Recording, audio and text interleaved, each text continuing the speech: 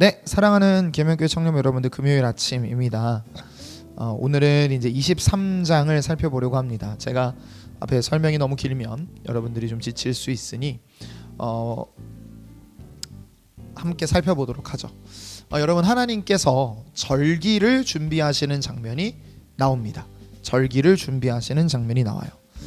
그 장면들을 보면 이제 성회로 삼아야 될 여호와의 절기들에 대해서 좀 선포하고 계시는데, 여러분, 유월절과 무교절, 그리고 첫 이삭의 단을 바쳐야 되는데 두 번째 것을 바치는데 일곱째 달 첫날은 쉬는 날로서 지키고 속죄일을 선포하시고 초막절을 여러분들 지키라고 얘기를 하시고 있습니다. 여러분, 이 각자의 것들을 기념하는 것들의 의미가 분명히 있다라고 생각을 합니다. 특별히 여러분, 이스라엘 3절을 보면 엿새 동안은 일할 것이 일곱째 날은 안식일이니 성회의 날이라 너희는 아무 일도 하지 마라 이는 너희가 거주하는 각처에서 지킬 여호와의 안식일이라 라고 얘기를 하십니다. 그리고 일곱째 날에도 성회로 모이라는 말이 계속적으로 반복되고 성회로 모이라, 성회로 모이라, 성회로 모이라는 말이 자주 등장하는 것들을 볼 수 있을 거예요. 그런 다음에 하나님께서 때가 되면은 제물을 바치기를 요청하시는 것들도 볼 수 있습니다. 여러분들, 이것들이 가지고 있는 의미에 대해서 오늘은 짧게 한번 같이 생각을 해봤으면 좋겠습니다. 여러분들 생각해 보세요. 하나님께서 일정한 절기들을 통하여서 자신을 기억하고 자신의 주인됨을 이스라엘들에게 각인시키는 일을 하시는 이유가 뭘까요?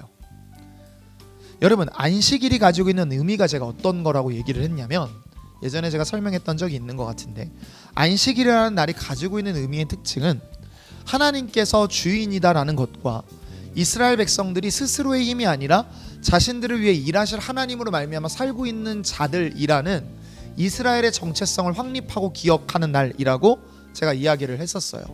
왜 그러냐면 이 안식이라는 단어가 헬라어로 보면 카타파오라는 단어를 쓰고 이건 일이 끝나는 거거든요. 그러니까 하나님께서 저들을 위해 하나님의 역할을 하시는 날이 안식일이었던 거죠. 저들이 노력하지 않아도 먹게 채우시는 하나님, 저들의 생업과 삶의 터전을 위하여 일하실 하나님을 믿고 쉬는 날, 그분을 기억하는 날이라고 할 수 있죠. 그래서 안식일은 삶에서 중심을 차지해야 되는 날이라고 제가 얘기했던 것들을 아마 여러분들 기억하고 있는 사람들은 기억하고 있을 겁니다. 여러분, 그리고 일곱째 또 여러분들께서 보면 두 번째 곡식을 바치라는 날, 첫 이삭의 한 단을 바치라고 하는 날들이 있어요. 여러분, 이것들이 가지고 있는 날의 의미는 어떤 것이냐면 14절 봅시다. 떡이든지 볶은 곡식이든지 생 이삭이든지 먹지 말지니 이는 너희가 거주하는 각처에서 대대로 지킬 영원한 규례니라 라고 합니다. 여러분들, 이것들을 제사장에 가져서 먼저 바치는 의미는 무엇일까요? 첫 이삭이 났을 때 그것을 주신 분이 하나님임을 인정하는 행동입니다. 여러분, 일정하게 우리의 삶에서 무언가를 떼어서 하나님께 드린다라는 것에 담고 있는 삶의 고백이 뭘까요? 생각을 해보죠. 여러분, 우리가 사실 생각해 보세요. 시간을 쓸 때도 우리가 매일 아침 경건 훈련을 하자고 얘기하지 않습니까? 그러니까 리딩 지저스를 합니다. 그러니까 시간을 하나님께 떼어드리는 일을 여러분이 하고 있죠.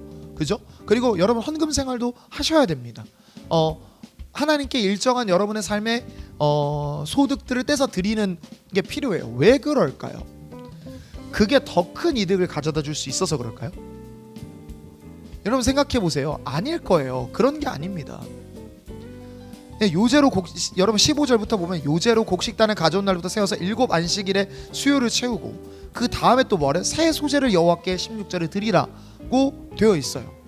여러분, 그러니까 이것들을 지키면서 드리라고 하시고 하나님께서 일곱째 달 첫날은 쉬라고 말씀을 하시고 여호와께 화제를 드리라고 하고요. 속죄일은 너희 스스로를 괴롭게 하지 않은 백성 중에 끊어질 거라고 하고, 초막절은 여러분들 이날은 굉장히 중요한 절기죠. 그래서 애굽 43절입니다. 23장 내가 이스라엘 자손을 애굽 땅에서 인도하여 내던 때 초막에 거주하게 한 줄을 너희 대대로 알게 함이니라. 나는 너희 하나님 여호와라. 그러니까 무슨 말이에요? 하나님께서 그들을 구원하셨음을 기억하는 거죠. 그러니까 여러분, 이 모든 절기들은 뭘 기억하는 거냐면 하나님과 이스라엘 사이의 관계가 어떠한지를 기억하는 날인 거예요. 이해가 될까요? 안식일은 하나님이 주인이라는 것들을 기억하는 날이었고, 여러분들 곡식단을 잘라서 먼저 드리는 것은 이 곡식을 주신 분이 하나님이라는 삶의 고백입니다. 여러분, 하나님께서 쉬라고 명령하나 쉬는 건 여러분들 이 생업이 나를 채우는 게 아니라 하나님이 나를 채우심을 인정하고 고백하는 거예요.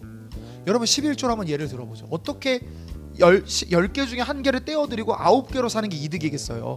10개로 사는 게 훨씬 이득이죠. 근데 그걸 떼어드리는 고백은 뭐냐면 나는 이것으로 사는 사람이 아닙니다 라고 하나님께 고백하는 겁니다.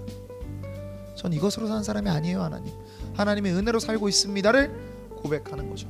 그러니까 뭘 기억하는 거예요? 초막절도 내가 여기까지 있는 게 내 스스로의 힘이 아니라 하나님의 은혜임을 기억한다면 그들 절대로 자신의 소득을 주장하며 살 수 없을 겁니다. 그들이 안식일에 쉴 때도 하나님이 일하시는 걸 그들이 보았다면 그들을 쉬게 하시고 그들을 속죄일 날 멈춰서 용서받게 하시고 그들의 이삭단을 거둘 때까지 그들이 이른 비와 늦은 비의 은혜로 단을 거두었음을 기억한다면 그것들은 아까울 수는 있지만 하나님과 자신들의 정체성을 정의하는 가장 중요한 신앙 고백이 됐을 거죠. 여러분도 저는 동의를 하려고 생각을 합니다. 여러분들 삶에서 시간을 내어드림, 그리고 물질로 헌신함, 또 어떤 여러분이 가지고 있는 탤런트들로 교회를 섬김, 모두 다 어떤 의미에서는 안 하는 것들이 더 이득인 행동들입니다. 객관적으로 보면 그래요. 근데 여러분 그렇게 하는 게 뭡니까? 나는 이것들이 하나님께서 내게 은혜로 주신 것임을 삶으로 고백하는 것이죠.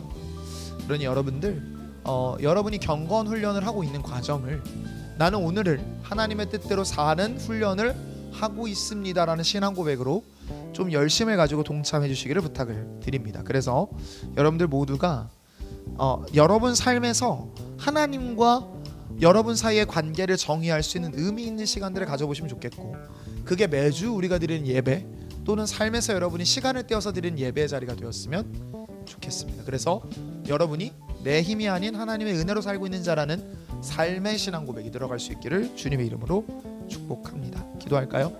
하나님 감사합니다. 연휴를 시작하는 금요일입니다. 하나님 우리로 하여금 우리가 우리의 힘으로 사는 자가 아니라 하나님의 은혜로 사는 자임을 기억하게 하시고 삶에서도 그런 고백을 이어갈 수 있는 우리 모두대로 역사하소서. 아버지께서 그렇게 우리와 함께하여 주실 것을 믿고 감사드리며 예수님의 이름으로 기도했습니다. 아멘.